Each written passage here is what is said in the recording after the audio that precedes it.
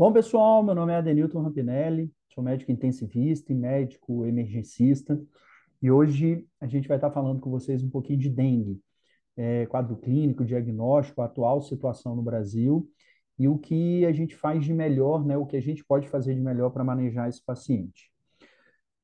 Bom, quem tiver interesse em entrar em contato com a gente, fique bastante à vontade.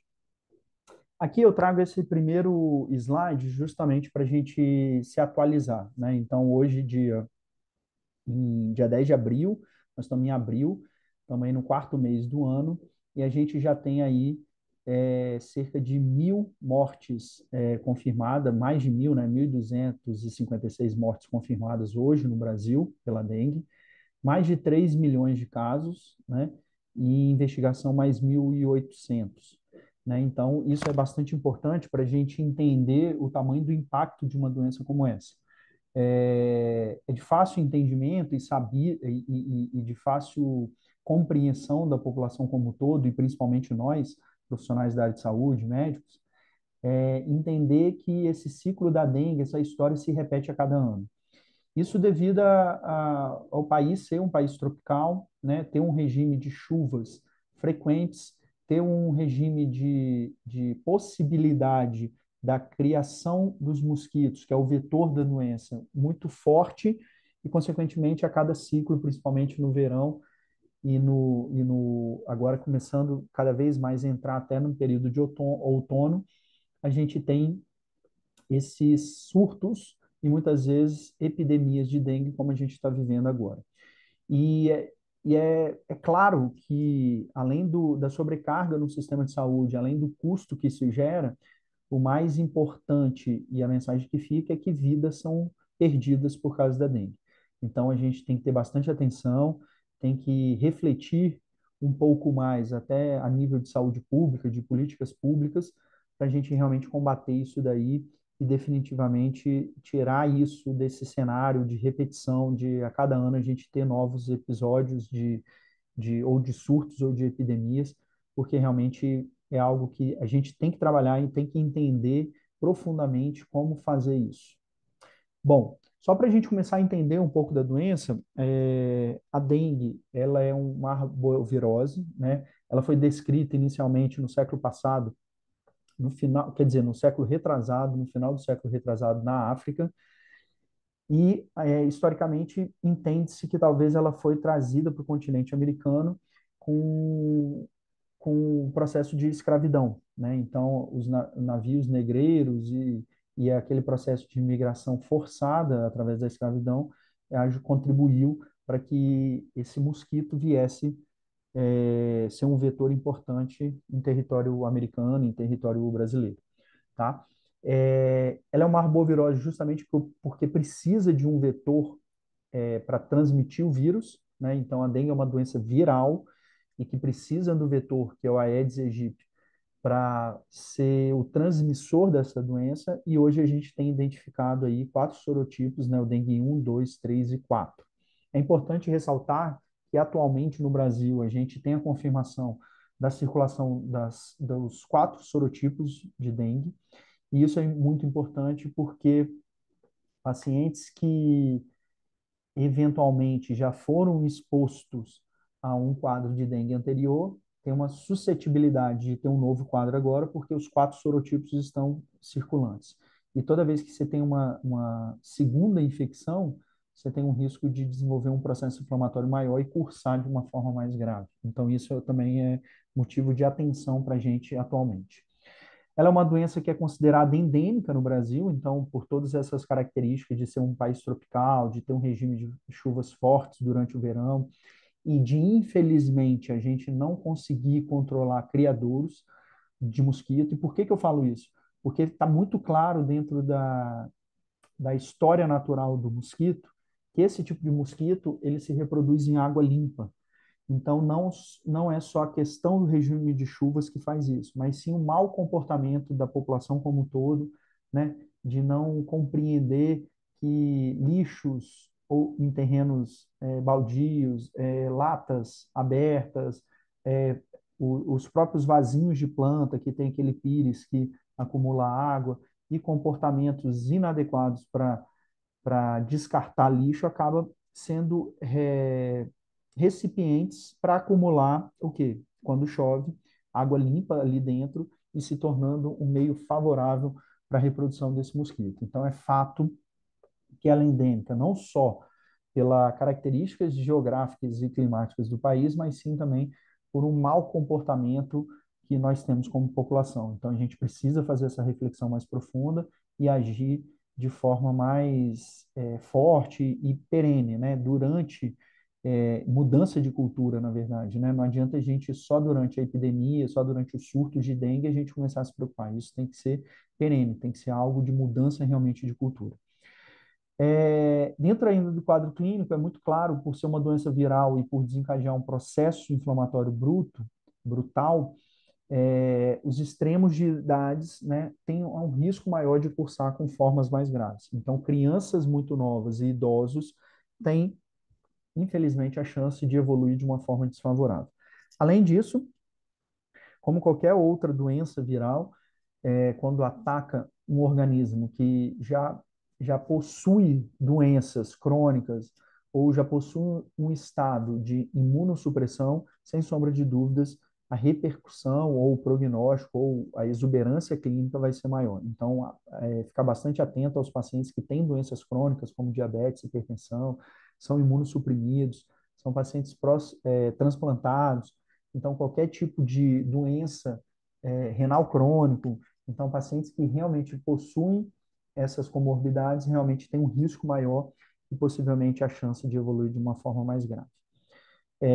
E além disso, como eu tinha falado anteriormente, a gente tem um risco maior de uma evolução desfavorável quando é uma segunda infecção, ou seja, o paciente teve contato com um vírus anteriormente e, num segundo momento, por outra cepa, né, por outro sorotipo, acaba desenvolvendo um processo inflamatório maior, tá? Aqui para vocês entenderem, né, os vetores do o Aedes aegypti sendo o principal vetor nas Américas, mas existe também o Aedes albopictus, né, que é outro mosquito, mas que é comum na Ásia, não é comum aqui no Brasil. Então a gente precisa do mosquito. Então quando a gente pensa em controle dessa doença, não basta tratamento, não basta diagnóstico, não basta vacina, né, como a gente vai falar um pouquinho mais para frente, mas exige, como é uma doença que precisa de um vetor, exige uma política pública forte para a gente combater esse vetor, tá?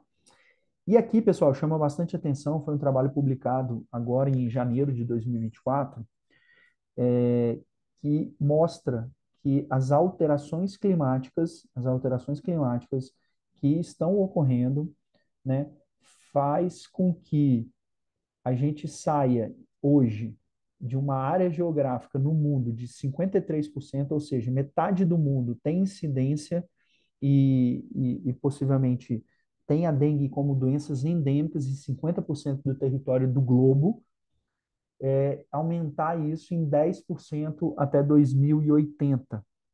Então, aí, em cerca de menos de 60 anos, a gente tem uma grande possibilidade de aumentar em 10% a áreas que vão ter incidência de dengue.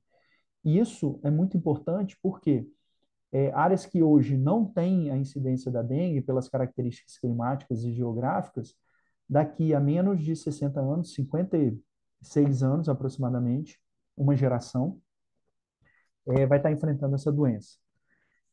Sem experiência no manejo dessa doença, sem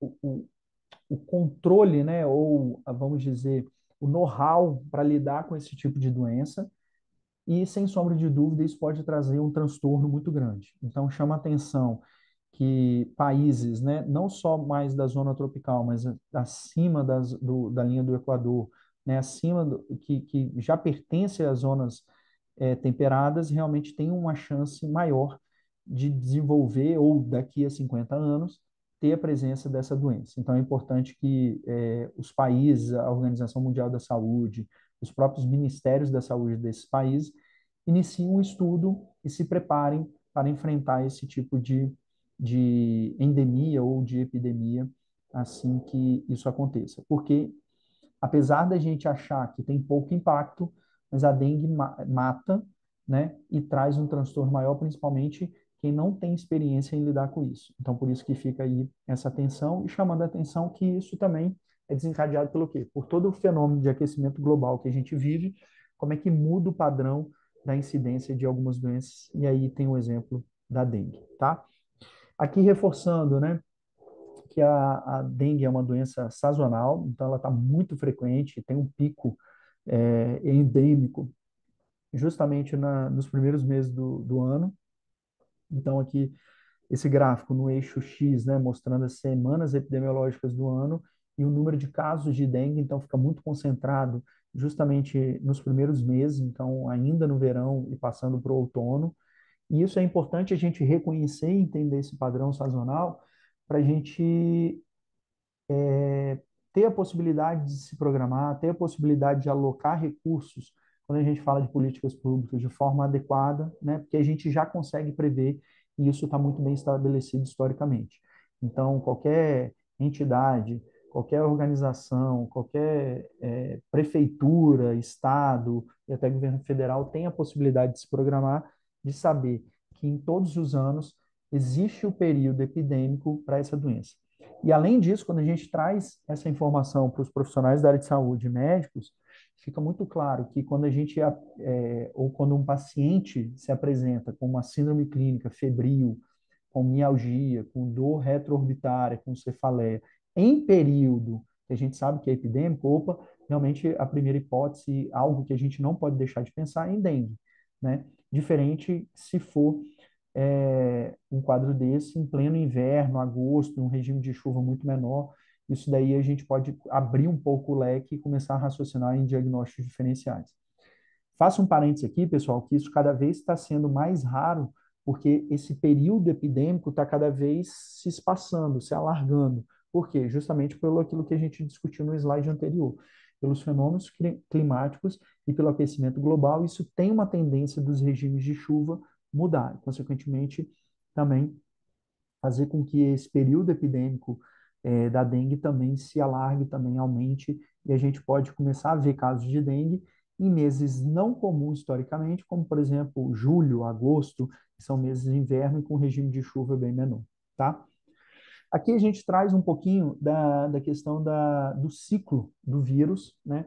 Mostrando que realmente é uma incubação que cursa, né, de 8 a 12 dias, né? Tanto dentro do mosquito quanto dentro da pessoa, e a partir daí é que você vai começar a ter esses primeiros sintomas. Quando a gente vai pegar e analisar realmente, começar a entender o quadro clínico da dengue, fica muito claro para a gente três fases bem características. Então, aqui, como mostrado no slide, a fase febril, a fase crítica e a fase de convalescência. Então, aqui, ó, justamente no segundo dia, aproximadamente, é quando você tem um pico febril. Então, é uma doença que cursa com síndrome febril com início agudo, né? Lembrando do ciclo intrínseco do vírus no animal, no mosquito, né? Mas tudo começa com febre repentina, né? E nos primeiros 2 dias. Isso é muito importante entender o padrão da febre, né? Se é febre alta, se vem associada a mialgia importante, se vem associada a dor retroorbitária, cefaleia, náusea, vômito. Então, são todos sintomas muito característicos da doença e da dengue, e não só da dengue, né? Tem aí a chikungunya também, que depois a gente vai falar, que pode também apresentar alguns quadros desses. Mas percebam, pessoal, que são sintomas muito genéricos, né? Existem outras síndromes clínicas que podem cursar dessa forma, principalmente quando a gente pensa em doenças virais. Então, lembrar de abrir um pouco o leque, entender e focar, sem sombra de dúvida, no manejo da dengue, porque acaba que, coincidentemente, o manejo da dengue sendo baseado em hidratação adequada, repouso, nutrição do paciente, você consegue também tratar outras doenças virais. Uma coisa que tem que ficar muito claro para a gente, que hoje, em 2024, não existe nenhum medicamento para matar o vírus da dengue, para curar da dengue. O que a gente precisa é dar condição para o organismo que está cometido pelo vírus da dengue que ele consiga, através do seu sistema imunológico, passar por esse processo de inflamação causado pelo vírus. E passar sem uma repercussão maior, sem uma evolução mais grave da doença. Então, isso que é importante. E aí, abrindo um pouco o leque, pessoal, fica muito claro que toda vez que a gente fala de doenças virais, é esse o raciocínio. É raríssimo as doenças virais que existe um medicamento como antibiótico para matar o vírus, né? E como o antibiótico faz com a bactéria. Então, hoje, em 2024, a gente não tem isso. Na verdade, o tratamento da dengue se baseia em que? Da condição daquele paciente passar por esse processo inflamatório e, principalmente, tratar o quadro de risco de desidratação e de choque que esse paciente tem, fazendo o quê? Reposição volêmica adequada, a depender da característica clínica e da classificação clínica do paciente com dengue. Então, esse é o foco, né? O outro foco é o quê? Tentar medidas de prevenção, políticas públicas, evitar o criadores, e hoje, depois que a gente vai falar um pouquinho sobre a questão da vacina. Então, é uma doença que necessita de diagnóstico precoce, de manejo adequado, principalmente da hidratação desse paciente, e acompanhamento. Por quê? Se você não acompanha esse doente e pega um paciente numa fase mais grave, uma classificação D, um paciente em choque, e você perde o tempo para iniciar as medidas de ressuscitação volêmica desse paciente, você realmente está sentenciando esse paciente a um risco muito maior de um desfecho pior. Então, isso a gente tem que prestar bastante atenção. Então, voltando aqui para as três fases, né, a fase febril crítica de convalescência, fica muito claro que nesses primeiros 5 dias é a fase febril, mas que depois do quinto, e quando começa a entrar do quinto ao sétimo dia na fase crítica, a febre cessa, mas realmente você tem um risco maior de cursar com o quê? Aumento do hematócrito, plaquetopenia e uma inflamação brutal que pode levar a derrames cavitários, que é a síndrome do choque da dengue. Né? Antigamente a gente utilizava o termo de dengue hemorrágica, mas hoje é uma classificação D da dengue, que é caracterizado pelo choque, e realmente algo que chama bastante atenção são derrames cavitários, como, por exemplo, um derrame pleural, um paciente que tem uma plaquetopenia importante, que pode fazer um processo de hepatite, que pode fazer um processo de derrame pericárdico. Então, isso tudo contribui para a gravidade desse paciente, e é importante a gente saber que isso acontece entre o quinto e o sétimo dia, desde quando começou os primeiros sintomas da dengue, tá? Aqui reforçando um pouco ainda os fatores que contribuem, né, para o quadro grave da dengue. Então, idade, pacientes do sexo feminino, grávidas. Então, tomar muito cuidado com o paciente grávida. Paciente gestante com dengue é um risco grande. Infelizmente, a gente vê situações catastróficas e pacientes gestantes que acabam evoluindo com a forma grave da dengue, então tem que tomar bastante cuidado. Pacientes imunossuprimidos, diabéticos, obesos, estados nutricionais de subnutrição e paciente com asma ou outras doenças crônicas. Então, reforço aqui também o risco, por exemplo, de pacientes transplantados e pacientes com doença renal crônica. Além disso, entender o status imunológico da pessoa, se essa pessoa já teve contato com a dengue ou não, se é uma segunda infecção, isso tudo pode corroborar com uma maior gravidade, né? O tipo sorológico, né? Qual tipo, qual cepa que está sendo infectado, e alguns fatores genéticos e status genéticos, como não africanos, né? Sem ancestralidade africana, tem um risco maior de cursar com formas mais graves, ou alguns outros pacientes que têm algum tipo de alteração genética que modifica o processo inflamatório desse paciente, tá? Fator de risco para a doença, então, para você ter a doença, é uma confluência de fatores, né, para você cursar da forma mais grave. Então, fatores que são individuais, que tem a ver com esse perfil do paciente, se ele é idoso, se ele é obeso, se ele está desnutrido, se ele tem alguma imunodeficiência. Você vai ter o risco epidemiológico, então, números suscetíveis, a densidade vetorial, a circulação vetorial desse mosquito, e a questão do sorotipo, né, da virulência de cada sorotipo. Isso junto vai determinar ou vai traçar aí quadros mais graves ou menos graves em cada paciente com dengue, tá? Quando a gente fala de dengue, pessoal, além da síndrome febril, a mialgia, a cefaleia, a dor retroorbitária, que são sintomas muito fáceis de identificar, a gente consegue já rapidamente, e sabendo que é um período epidemiológico de surto ou de epidemia, aventar a possibilidade de um diagnóstico de dengue, tá?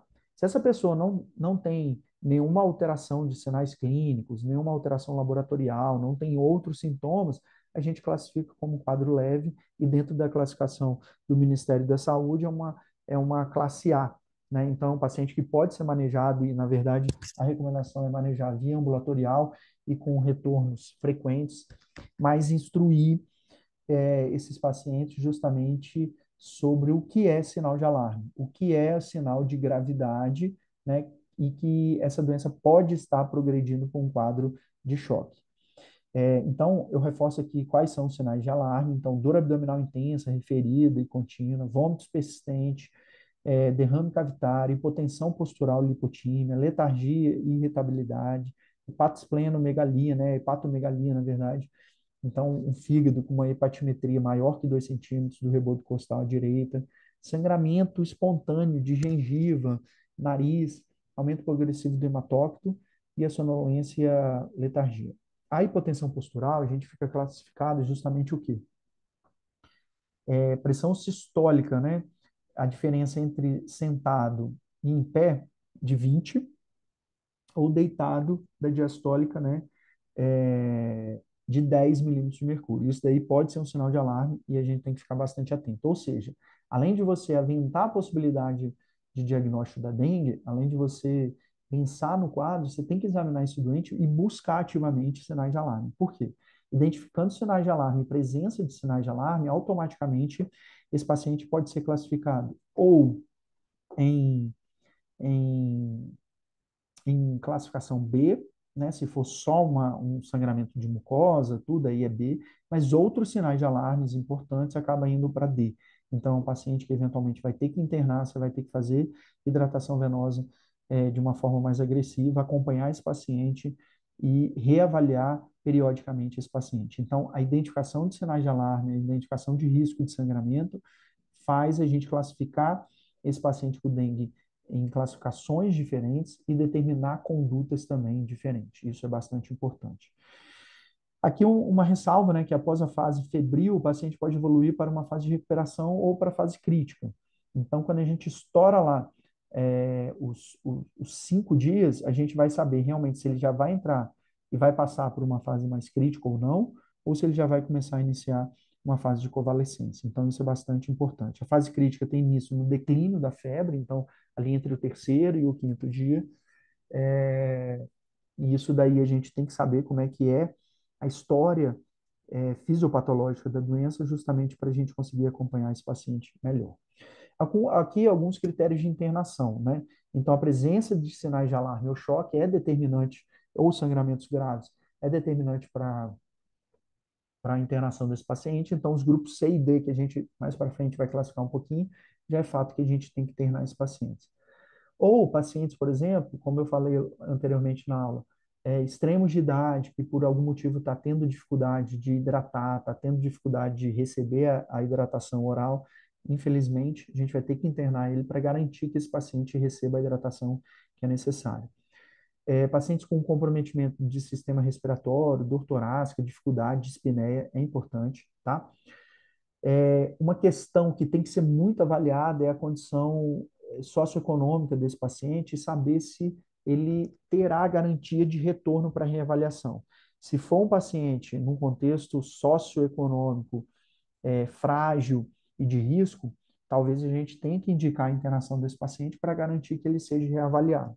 Muitas vezes a gente esquece de fazer esse tipo de triagem, esquece de fazer esse tipo de abordagem, e por falta de recurso financeiro para pegar uma passagem de uma condução, de um transporte público, esse paciente acaba não retornando e a gente novamente aí sentenciando ele a um risco de evoluir de uma forma mais grave, tá? Plaquetas abaixo de 20 mil também é indicação, tá? Independente se está com presença de hemorragia ou não, e idosos acima de 75 anos, tá? Dentro do diagnóstico da dengue, é lógico que é um diagnóstico clínico, mas cada vez mais a gente tem a possibilidade a presença, o recurso para a gente conseguir fazer esses diagnósticos.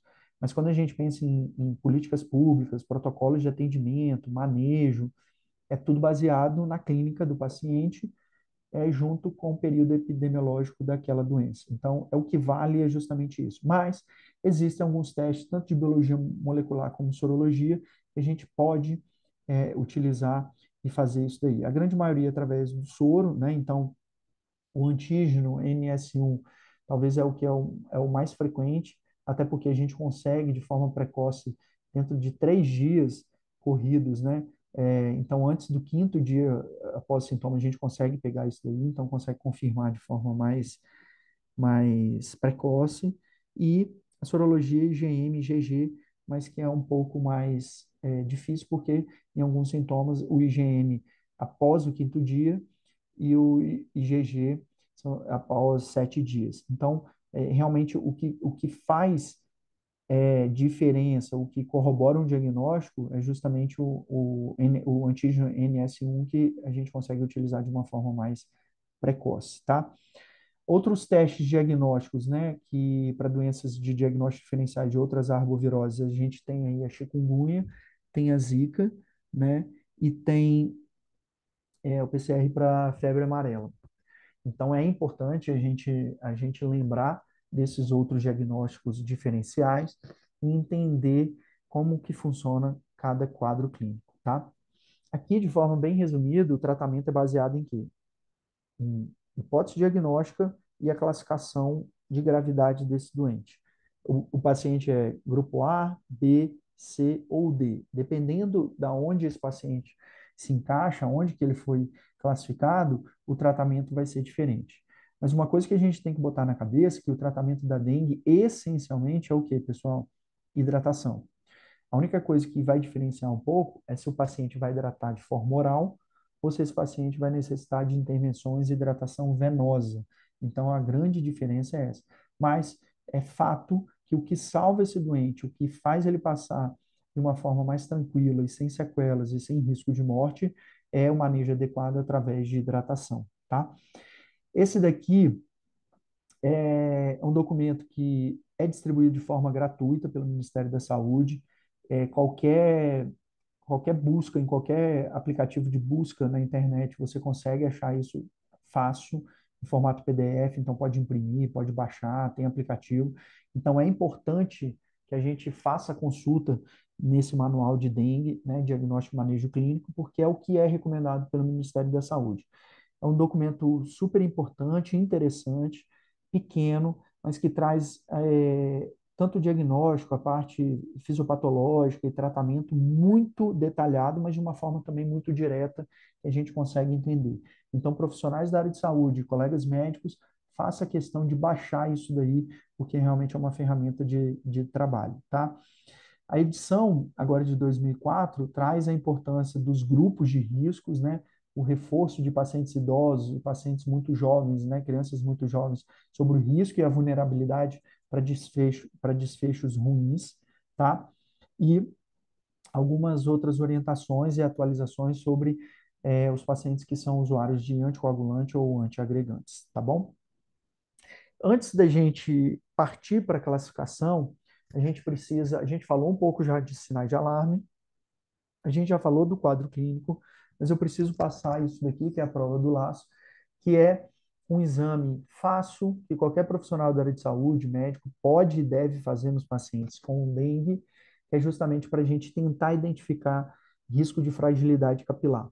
Então, mesmo que o paciente tenha só os sintomas clássicos, sem sinais de alarme, não tenha é, comorbidades importantes que determine a internação do paciente ou que determine uma vigilância maior do paciente, é importante que a gente faça a prova do laço, porque através dela você consegue estimar ou prever que aquele paciente tem um risco maior porque ele está com fragilidade capilar e ele pode estar precisando de reavaliações frequentes, não necessariamente internação, mas ele é classificado como B, então possivelmente dentro de 24, 48 horas ele precisa retornar para fazer essa reavaliação.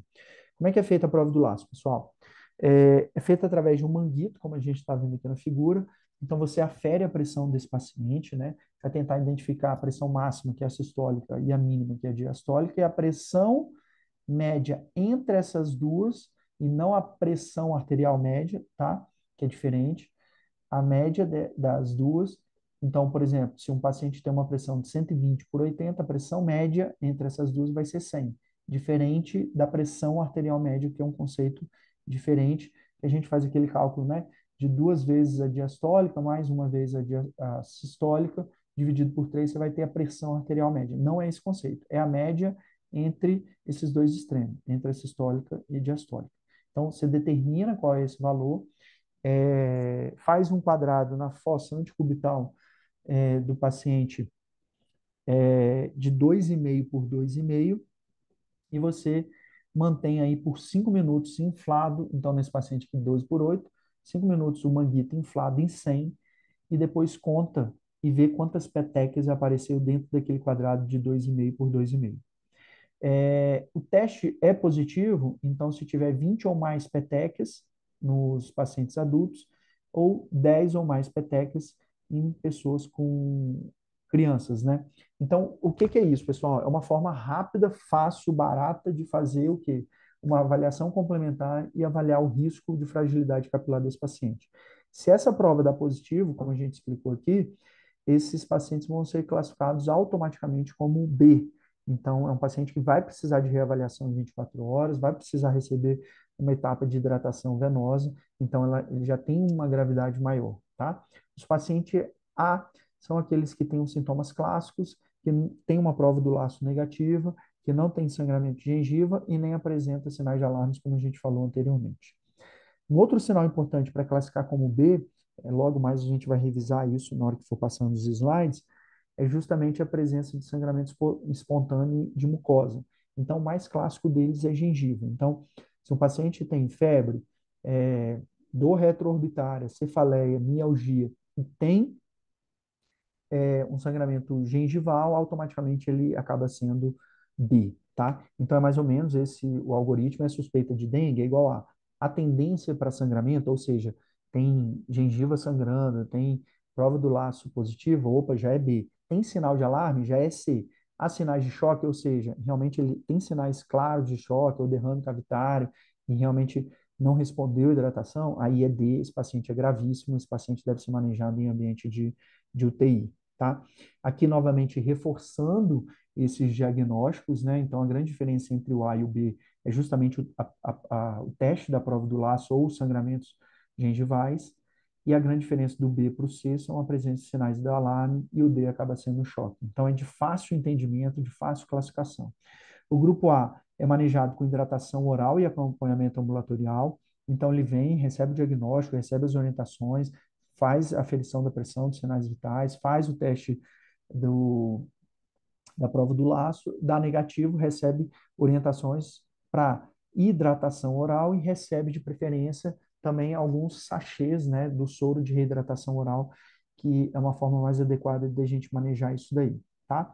O grupo B também recebe hidratação oral, em alguns casos, se tiver dificuldade, pode fazer uma etapa de hidratação venosa e aguarda resultado de exame. Então, esse eu peço hemograma, eu peço hematócrito, eu peço exames para tentar buscar alguma alteração já maior nesse paciente que determina talvez uma piora clínica, tá? Já o C, se tiver sinal de alarme, já deve receber imediatamente hidratação venosa, né? E internação mínima aí de 48 horas em observação.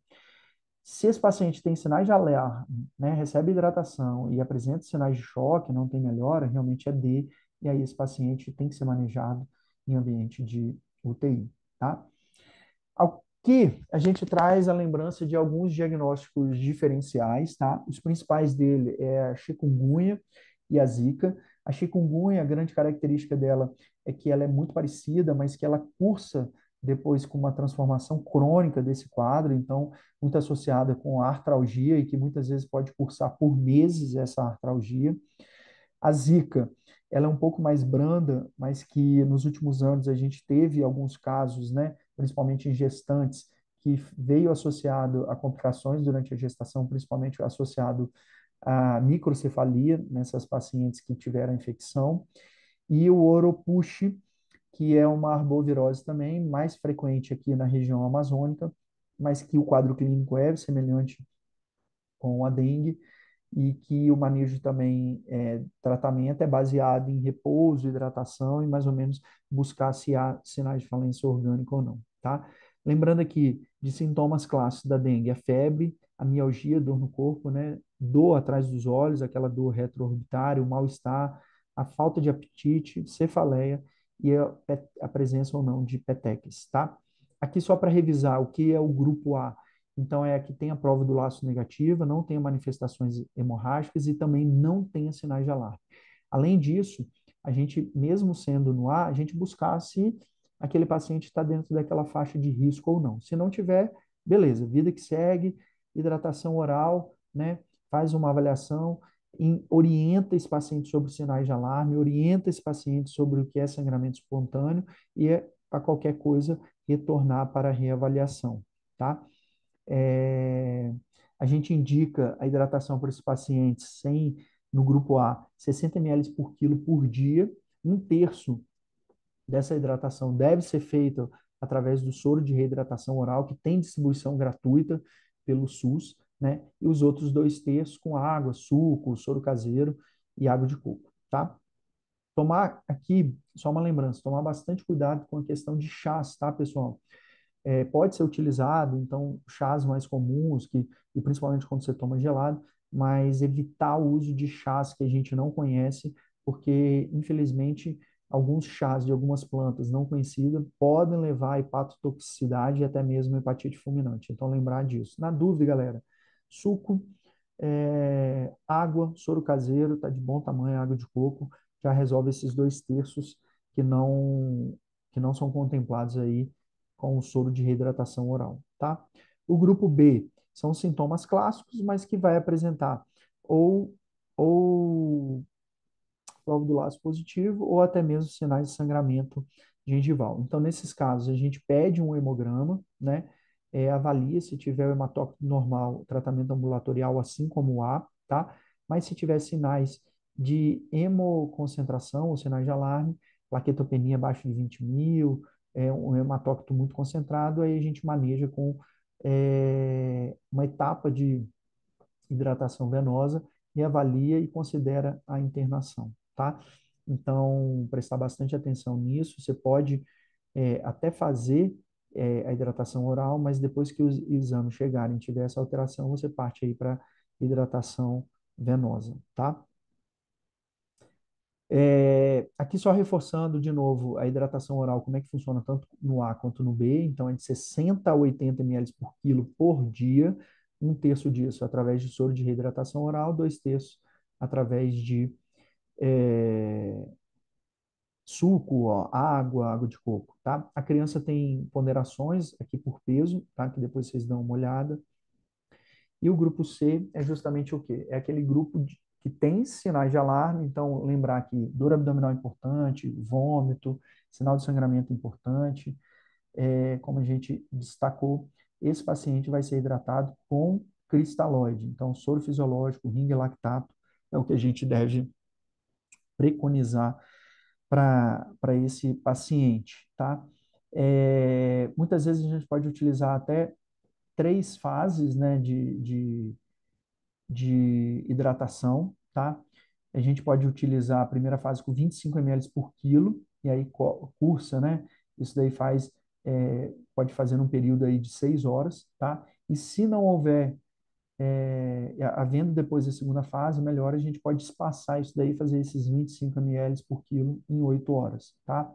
Avaliar a internação, ou manter, na verdade, a internação por 48 horas desse paciente, prestando atenção em busca ativa de sinais de falência orgânica. Então, avaliar a função renal, avaliar a função hepática, avaliar a função respiratória, avaliar o neurológico desse paciente, justamente para a gente não deixar passar o risco desse paciente estar evoluindo com um quadro de choque. É importante e recomenda-se a busca ativa também de se tem ou não derrame pleural, se tem derrame cavitário. Então, hoje, com o advento do ultrassom, a gente consegue fazer isso na beira do leito com ultrassom, mas é lógico que em serviços de menor complexidade, recomendo fortemente a radiografia de tórax em pelo menos duas incidências, tá? Aqui reforçando a questão da hidratação, na primeira hora, né, primeira e na segunda hora, a gente faz 10 ml por quilo, tá? E aí depois que interna aquele paciente, que a gente utiliza os 25 ml em 6 horas e depois espaçando para 25 ml por quilo por 8 horas, tá? Mas a primeira etapa é justamente 10 ml por quilo na primeira e na segunda hora e reavaliar o quê? Sinais vitais, pressão arterial, diurese. A gente busca e almeja 1 ml por quilo por hora, então ficar bastante atento a essas monitorizações desse paciente.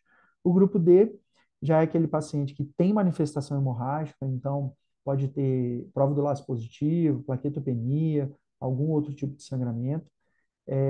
Pode ter já comprometimentos graves de disfunções orgânicas e sinal de choque, né? Então, extravasamento de plasma, que pode levar a CIT, derrame pericárdico, pode levar a derrame pleural, tá? Então, esse realmente é um paciente grave, que vai ser manejado em leito de terapia intensiva e que recebe inicialmente já uma fase de expansão é, de hidratação com 20 ml por quilo em até 20 minutos. Então, é bem rápido que a gente precisa expandir esse paciente. E depois, a ideia é fazendo uma reavaliação, porque você está num ambiente de UTI, como a gente faz o manejo da hemodinâmica de paciente grave. Então, a gente vai olhar débito cardíaco, cava, diurese, levar em consideração tudo que a gente tem para otimizar se esse paciente precisa, deve, quando e como receber mais volume. Mas o manejo é volume, né? É lógico que, eventualmente, dependendo da quantidade de volume que você fizer, pode ser necessário introduzir ou associar a droga vasoativa, tá? É importante que esse paciente seja monitorado, é importante que a gente repita hematócrito, HB, plaqueta, coagulograma, função renal, hepática, seriado, né, justamente para a gente ver como está sendo essa evolução. Percebam que aqui não tem nenhuma recomendação, tipo uso de corticoide, uso de antibiótico. Lembrar e fazer uma ressalva só no uso da hidrocortisona, a gente pode considerar ela em algum momento dentro daquela história do manejo do choque que você fez reexpansão, você entrou com droga, não está respondendo, aí a gente pode considerar, mas não que o corticoide vai ter ação sobre o vírus. É nesse sentido que a gente reforça a orientação, tá? Lembrar e ficar bastante atento nos pacientes idosos, cardiopatas, possivelmente, apesar dessa recomendação numérica de volume, a gente tem que tomar bastante atenção, porque pode ser que alguns pacientes não suportem a quantidade de volume eventualmente a gente precise fazer menos volume e associar algum tipo de terapêutica do manejo desses pacientes. As grávidas, prestar atenção no risco de sangramento de origem obstétrica, né? E as crianças também, a fragilidade clínica nas crianças menores de 2 anos, tá? O que é mais importante aqui, né, e reforçar, talvez seja o controle biológico do vetor, então a questão de tentar diminuir os criadores é algo de política pública, de mudança de cultura que a gente tem que fazer, mas existe já alguns estudos, recentemente foi aplicado em Niterói e no Rio de Janeiro, a Wolbachia, que é uma bactéria que é introduzida dentro dos mosquitos. Esses mosquitos geneticamente modificados acabam se replicando e acaba que por ter a presença essa Wolbachia, dessa bactéria dentro do sistema digestório do mosquito, ele não consegue replicar o vírus, fazer a replicação do vírus dentro do seu trato intestinal e, consequentemente, ele não vai transmitir essa doença. Então, além do controle biológico que a gente faz através de limpeza, evitar água acumulada, existe essa tecnologia que já está sendo aplicada aí desde 2015, tá? Esse ano a gente veio com uma orientação e recomendação e liberação da Anvisa junto com o Ministério da Saúde da vacinação da dengue, então é um avanço absurdo isso, né? Para a gente evitar o risco, né? E contemplar uma população para diminuir o risco de desfechos piores. Então, a Qdenga veio justamente para isso. Então, ela é recomendada aí na população pediátrica acima de 4 anos, adolescentes e adultos até 60 anos.